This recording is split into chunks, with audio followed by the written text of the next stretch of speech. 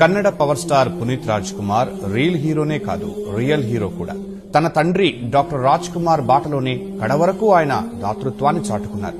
పేదలు, మహిళలు, కళాకారులు, విద్యార్థులు ఇలా అందరికీ తన వంతుగా సాయం చేశారు. కన్నడ చిత్రసీమలో పవర్ స్టార్ గా పేరుగాంచిన పునీత్ తన ఆదాయంలో కొంత భాగాన్ని సామాజిక సేవ కోసం వినియోగిస్తూ ఔన్నత్యాన్ని చాటుకున్నారు. అభిమానులంతా అప్పు అని ప్రేమగా పిలుచుకునే పునీత్ రాజ్ కుమార్ దాన ధర్మాల్లో ముందుండేవారు. తన మన అని తేడా లేకుండా ప్రతి ఒక్కరికి సహాయం చేస్తూ దాతృత్వ గుణాన్ని చాటుకున్నారు. తన తల్లి పార్వతమ్మ మరణ అనంతరం ఆమె నెలకొల్పిన మైసూర్లోని శక్తిధామ కేంద్రం బాధ్యతల్ని పునీత్ తీసుకున్నారు. అభాగ్యులైన మహిళలకు ఆశ్రయం కల్పించే ఆ కేంద్రంలో ఒంటరి మహిళలకు ఉపాధి శిక్షణ ఇచ్చేవారు.